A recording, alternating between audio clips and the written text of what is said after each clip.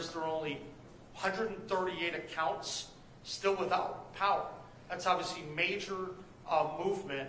And I want to thank the linemen and the folks from AEP and others who really have worked diligently to try to make this happen.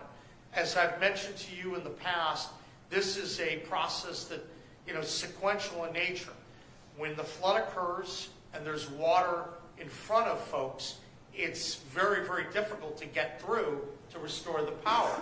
So first the water has to recede, then you have to have people going in and clearing the debris, and then you try to repair the road, you go through. But these linemen have really been outstanding, and I want to make sure people know that. And if you see someone in your community, thank that person for all they're doing. And thank all the volunteers and folks in the emergency management systems.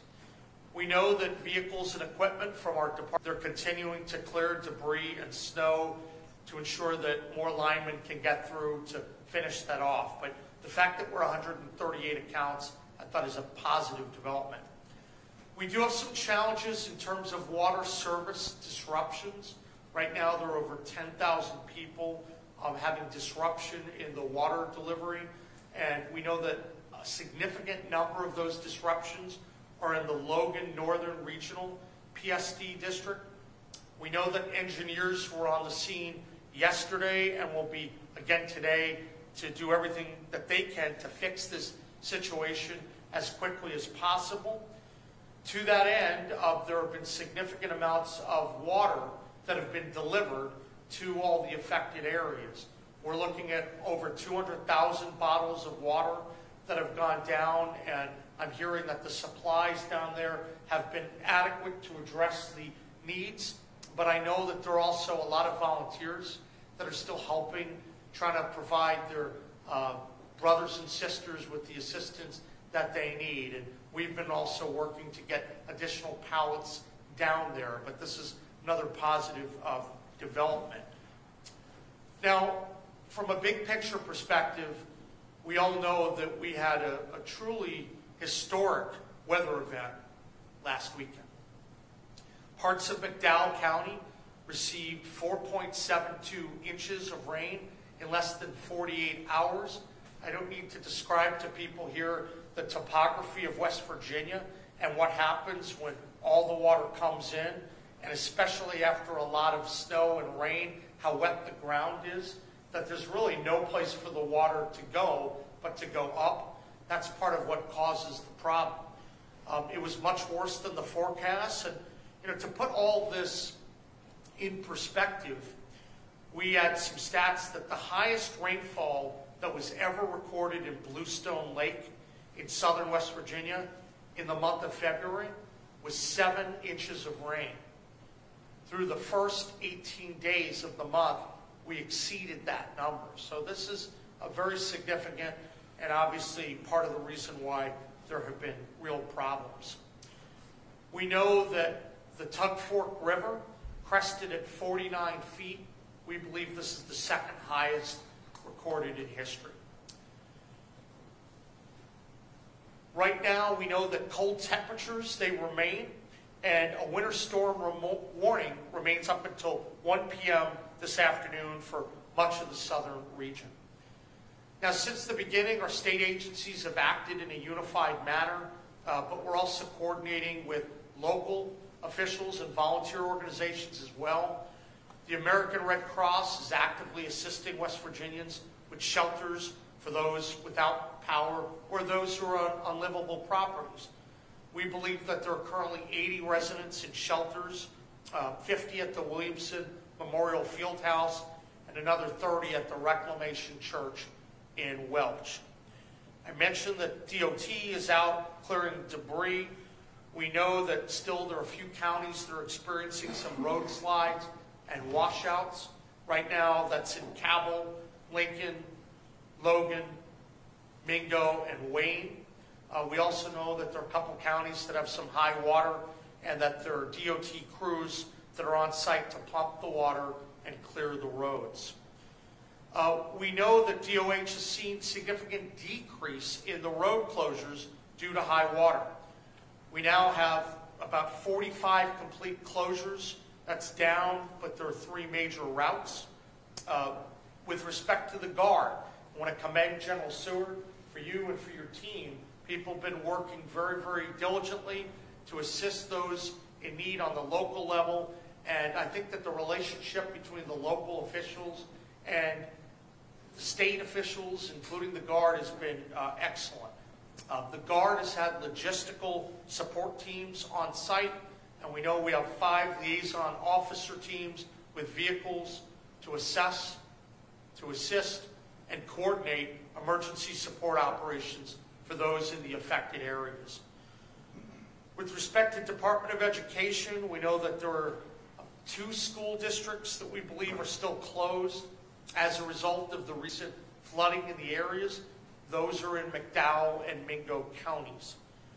McDowell County schools are closed until further notice, and we know that several schools across the region have been open to allow volunteers and employees to cook warm meals for those who are working and recovering from the flooding. There's also work that's being done by the DEP. They've completed 64 mining and reclamation inspections and 9 oil and gas inspections. They've tried to provide expedited approvals for 10 debris staging areas in McDowell County. And the DEP is obviously coordinating closely with the Department of Health broadly, but also in Logan County, where we reported that blowout in terms of the water and the fluid coming from the mine. State police, they continue to be active as well. They've been operating drones in some of the affected areas to try to better locate areas of assistance and to help to direct resources. We know that generators are running in McDowell and Wayne County, and we know that state police have deployed 24 catch radios to assist the first responders. So we're going to keep doing everything we can. One thing that I wanted to mention, and I should have probably mentioned at this beginning, one of the best things that has been happening is that people responding and going online and reporting what's happening in their local area. That's actually critical because for West Virginia to qualify for some of the federal assistance, it's important that there's adequate information that's submitted to them. And so when citizens talk about the impact that the flood has on their homes, when they provide pictures, it makes a big difference. So we have been emphasizing that there is an assistance survey for citizens to fill out. We would ask everyone watching, and we would ask the media if you can help us get that information out to a lot of these people. It will make a difference for people on the ground. That website, once again, is emd.wv.gov/disaster survey. Let me repeat that again. emd.wv.gov/disaster survey. That's helpful. Keep those coming in. We know that that's making a difference. And I think that going forward, I'm going to talk about some other ways that we can improve communications from the state to the locals, because that's certainly critically important. I want to thank the Department of Agriculture and Kent Leonhardt for his good work. They're delivering 3 additional truckloads of food today to some of the affected counties. And then moving on to DNR, we know that a lot of our natural resource officers, they've been still working on the ground, helping to navigate some of the individuals from remote locations to get the help they need as well. We know that officers are continuing to go into some of the hollers, probing areas to make sure that there aren't people that are left behind. And we know that if it's needed, DNR swift water teams are available to help. But we just need that information. That's why I emphasize the survey and the communication, so we're on top of what's happening on the ground. This is still an unsafe situation in some of the affected counties. We ask you, if you see a flooded area, do not drive.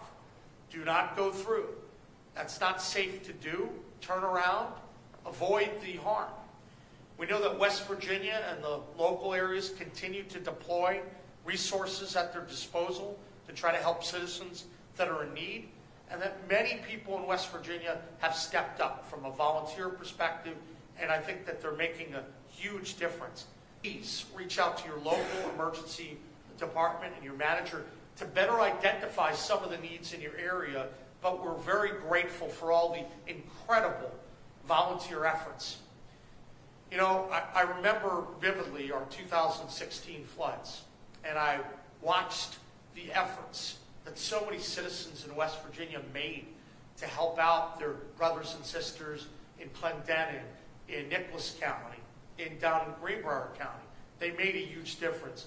They're also making a big difference here, especially to the counties that have been hit hardest by the flood.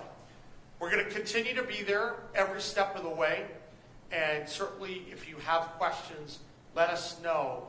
We want to make sure that we're helping these southern counties recover, and I want to thank everyone for coming in today. Today we only have time for just a couple questions, as General Seward is also heading upstairs, but I'm happy to take a few. Katie. Talking about the emergency declaration, Yeah. do we have any information on what FLOA is? We know Kentucky got theirs Monday or Tuesday.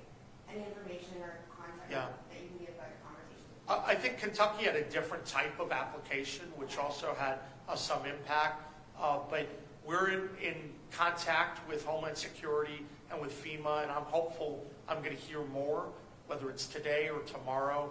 But these are processes that you go through to try to make sure that you're identifying the help. I think right now what FEMA traditionally tries to do is they look at the submissions, and then they have various criteria for determining whether a particular area is eligible, whether through the public process in terms of the roads and some of the areas, the infrastructure that may need help, but also help that may go to individual citizens, right? If their homes are ruined or they're having specific problems. So we're obviously reaching out, and I'm hopeful today, tomorrow, that we may learn a little bit more.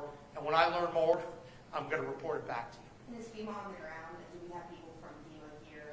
We've been coordinating with FEMA. They've actually been in our emergency management room and discussing. So there have been ongoing discussions since we convened that emergency management team a number of days ago.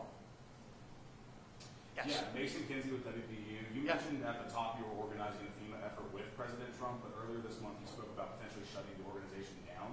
Could you speak a little bit more about that and what the shutting down of that organization could do? Listen, I'm not going to get into the broader politics that people want me to. Right now, my focus is on helping as many West Virginians in need, and that's what we're doing. And so I think that the FEMA people have been very collaborative, and they're helping us as we're going through to identify the specific needs in various counties. So I'm not going to get caught up on that. I'm laser focused on this issue, the people that are affected by the flood. And right now, FEMA and the feds are having good communications, and I'm going to leave it at that. There's going to be a lot of discussion more broadly on the long term, whether it's in West Virginia or nationally, about what to do with various structures and how things can be done better. But right now, the focus is going to be on the people that are hurting in southern West Virginia. About how many counties? Go ahead. About how many counties have you put in the FEMA saying we need help? So we submitted the application for 13 counties. As I've mentioned, we think the two hardest hit counties are Mingo and McDowell, but we also know that there have been some challenges in Logan and in other places too. So I am very hopeful, especially when you look at the information, the damage with Mingo and McDowell, but we also know that other counties have suffered harm. That's part of the process of communicating with them to make sure that we can hit the required triggers to make sure that we're getting the help that we need. Jordan? Are we aware of anyone else who might be missing, or is everyone going to kind of Thank you for asking that. As you may have seen, we have of the 3 individuals reported dead, including, heartbreakingly a young infant. That's just, our hearts go out to the family and to the community. That's one of the more difficult, the most difficult part about what's been going on. We also had reported that firefighter, and that's still under investigation. So 4 individuals within the span of a few days, but I'm not aware right now that there are any other individuals who are missing. If we learn about any, especially as people go into the hollers and they're knocking on doors, trying to identify people who may be in need, we'll be sure to let you know. We have time for one more question. Hi, Governor Morsi. James Daly, WVU News. I was just wondering, obviously West Virginia is no stranger to flooding and other natural disasters. Is there anything that you and your administration have learned that could help maybe better prepare for a future event like this that you've learned in this response? I will say this. The first thing that we've learned is what almost everyone knows about West Virginia, that the citizens of our state have hearts of gold, and they reach out and they help their brothers and sisters in need. You know, when I was down in Welch the other day, I saw that folks from Jackson County had come down on the ground, and they were just chipping in, and everyone was working as a team. That matters a lot. And that community fabric, the love that people have for each other, and the willingness to put themselves in harm's way, that defines West Virginia. And that's an incredible thing. And when we're thinking about disaster relief, we have to acknowledge, the resiliency of some of these communities in McDowell, in Mingo, across southern West Virginia. That makes a big difference. So I think that's important to constantly state. Look, there are going to be other things that we're going to have to grapple with along the way. We know that there have been efforts on flood planning for many, many years, and there wasn't activity consistent with what we thought might or should happen. But those are going to be broader discussions in terms of how to address long-term issues and the importance of various types of investments, where to do things, how much in resources do we have. I think, remember, West Virginia, it's an amazing place, but it is particularly vulnerable to flooding because of our topography, and we have to be cognizant of that, especially in some of these southern counties where you have these valleys where the water comes in and it goes up very, very high. And so those are all discussions that folks have to have into the future with the legislature. But right now, our focus is getting through the short term and helping the people that are in need. Guys, we have to get going because the General and I have to head out. But I want to thank everyone for tuning in today. Please fill out that survey and keep the help coming for your friends and families in need. It's greatly appreciated. We're going to stick together. We are Team West Virginia, and we're going to make our way through this, and we're going to be better at the other end. Thank you, and God bless.